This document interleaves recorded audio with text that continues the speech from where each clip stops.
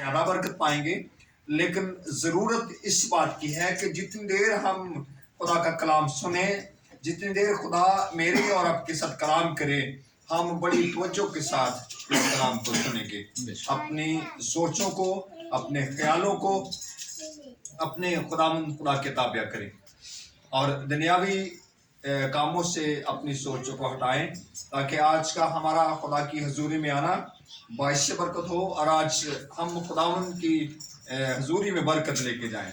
इससे पहले कि हम नुकसान उठाएं, लेकिन नुकसान हमेशा वो लोग उठाते हैं जो इस कलाम पर तवज्जो नहीं देते, अपनी सोचों को और तरफ लगाते हैं। लेकिन मेरा ईमान है कि आप खुदा के बेटियां और बेटे हैं, आप खुदा के कलाम को सुनेंगे और बरकत भी पाएंगे। आमीन आमीन।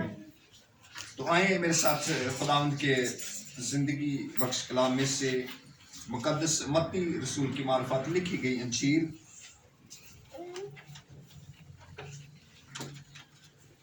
मेरे अजीज बहन भाइयों, जिस हिस्सा से मैं आज तलावत करना चाहता हूँ, मुमकिन है आपने खुदा के किसी अजीम खादमा मुबश्शिर काहिन से इस हवाला से बरकत पाई हो।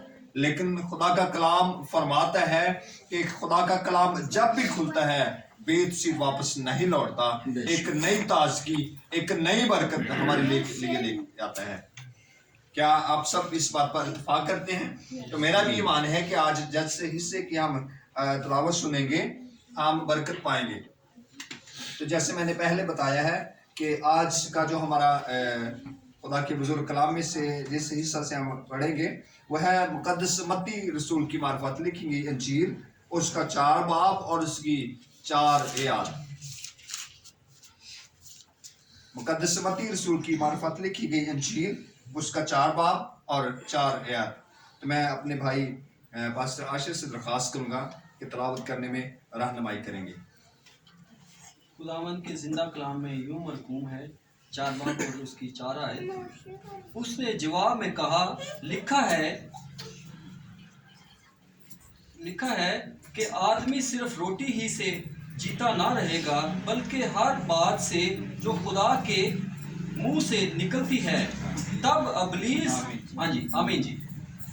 शुक्रिया भाई, खुदावंद आपको भी बरकत दे। हम सब ने खुदा के बुजुर्ग कलाम में से जो वर्स सुनी है, ये 1000 दफ़ा हमारी ज़िंदगी में से गुजरी है। हमने इस कलाम को सुना है, लेकिन मेरे सो खुदा का कलाम मुकाशफा की किताब में बड़ी वजाहत के साथ, बड़ी खूबसूरती के साथ बयान किया गया है कि जिसके कान हो वो सुने कि रूह कलीसिया से क्या फरमाता है। जिसके कान हो वो सुने कि रूह है वो कलीसियों से क्या फरमाता है। हम सब इस बात को जानते हैं कि जितने भी यहाँ मौजूद हैं और हर शख्स के कान हैं, तो फिर ये बात क्यों लिखी गई है कि जिसके कान हो वो सुने। मेरे सो वही लोग जो खुदा के कलाम को गौर से सुनते हैं और अपनी ज़िंदगी का हिस्सा बनाते हैं, उनकी बाबत लिखा है कि उनके कान हैं। जिनके कान हैं वो सुने कि रूह कलीसिया से क्या फरमाता है। जैसे अभी पास्टर आशिर साहब ने तलावत की है, हम सब ने सुनी है कि यीशु मसीह जवाब में अबलीस को कहते हैं, अबलीस से मुखातब होते हैं। इससे पहले अबलीस ने कहा कि अगर तू खुदा का बेटा है, अगर तू खुदा का बेटा है तो इन पत्थरों से कह कि ये रोटियां बन जाएं। तो मेरे यीशु मसीह ने जवाब दिया कि लिखा है कि आदमी सिर्फ रोटी से जीता ना रहेगा, बल्कि हर उस बात से जो खुदा के मुंह से निकलती है।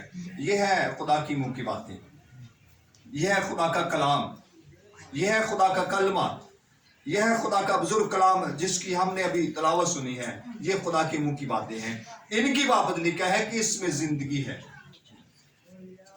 जिंदगी उस रोटी में नहीं है जो रोज हम खाते हैं, रोज हमारे घरों में पकाई जाती है, उसमें जिंदगी नहीं है।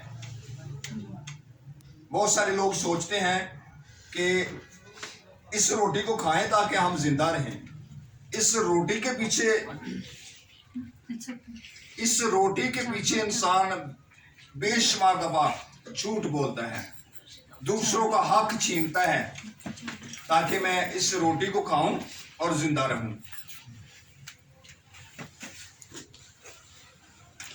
इस रोटी के पीछे इंसान लालच में पड़ जाता है, इस रोटी के पीछे इंसान अपनों को भूल जाता है, इस रोटी के पीछे वो अपने खुदा को भी भूल जाता है ताकि मैं ये दुनियावी रोटी हासिल करूं और जिंदा रहूं। लेकिन मेरे अजीज बहन भाइयों, खुदा का कलाम आज बड़ी वसात के साथ सिखा रहा है कि इस रोटी में जिंदगी नहीं है जिसके पीछे हम भागते हैं। अगर जिंदगी है तो सिर्फ और सिर्फ इस खुदा की कलाम में है।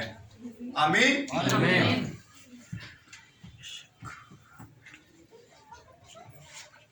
मेरे अजीज बहन भाइयों, ये है खुदा का